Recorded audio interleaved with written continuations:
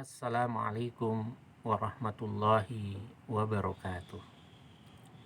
Hamdan wa syukran lillah, la haula wa la quwata illa billah, amma ba'd. Pemirsa yang dirahmati Allah Subhanahu wa taala. Pada episode yang kelima ini kita akan melanjutkan rahasia dan hakikat sholat, yaitu sholat sebagai identitas seorang hamba sekaligus identitas kemusliman kita. Dalam hadis yang diriwayatkan oleh Imam Ad-Darimi dari sahabat Jabir radhiyallahu anhu, Rasulullah sallallahu alaihi wasallam bersabda, "Bainal 'abdi wa bainas syirki wa bainal kufri tarkus shalah." Pembeda di antara hamba Allah dengan kesyirikan dan juga dengan kekafiran adalah sholat. Maka orang yang meninggalkan sholat hakikatnya telah melakukan satu bentuk kesyirikan dan bentuk kekafiran. Sekalipun ketika menjelaskan hadis ini, Abu Muhammad mengatakan, orang yang meninggalkan sholat dengan sengaja tanpa uzur yang dibenarkan oleh agama, hakikatnya pada dirinya telah terdapat unsur-unsur kesyirikan dan kekafiran. Sekalipun orang tersebut tidak dianggap atau belum dianggap sebagai orang yang musyrik sejati dan orang yang telah keluar dari ajaran Islam atau kafir. Namun secara prinsip, secara substantif, hadis ini menegaskan kepada kita bahwa sholat merupakan identitas seorang muslim. Maka ketika sholat itu ditinggalkan, identitas kemusliman pun kita tinggalkan, kita abaikan. Karena itu dalam banyak riwayat disebutkan dan bahkan secara tegas dikatakan, bainal abdi wasyirki tarkus sholah, bainal abdi wal kufri tarkus sholah.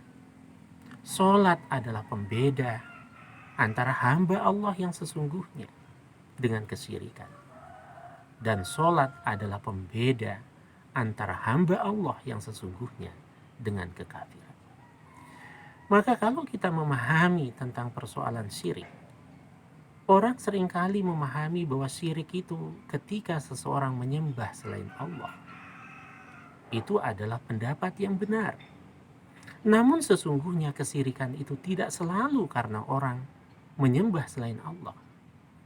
Tetapi orang yang sengaja meninggalkan sholat, padahal sholat itu diwajibkan atas dirinya, sadar atau tidak sadar, sesungguhnya dia melakukan satu bentuk kesyirikan. Sadar atau tidak sadar, dia seolah-olah menyamakan Allah dengan yang lain, yang bisa disembah dan bisa tidak disembah. Padahal ketika kita mengucapkan La ilaha illallah Muhammadur Rasulullah, kalimat tauhid yang kita ungkapkan itu salah satu maknanya adalah La ma'buda bihaqqin illallah. Tidak ada yang berhak disembah dengan sesungguhnya kecuali Allah. Maka seorang muslim, hamba Allah yang sesungguhnya, terlebih ketika dia telah mengikrarkan dirinya, telah mengikrarkan tauhid sebagai bentuk perjanjiannya dengan Allah, maka sholat tidak lagi sekedar kewajiban, tetapi sholat selain sebagai kewajiban, namun juga dianggap dan diyakini sebagai kebutuhan. Maka mari, ketika kita sudah mengikrarkan diri kita sebagai hamba Allah dan sebagai orang Islam, maka mari kita laksanakan sholat dengan penuh ketulusan dan keikhlasan. Tidak lagi sholat hanya dianggap sebagai sekedar kewajiban, namun sekaligus sebagai kebutuhan dalam kehidupan pribadi kita, kehidupan keberagamaan kita, kehidupan spiritualitas kita. Terlebih lagi sholat merupakan satu amalan yang menjadi barometer kita di hadapan Allah Subhanahu wa taala untuk menilai amalan-amalan yang lain. Semoga ini bermanfaat. Kurang lebihnya mohon maaf.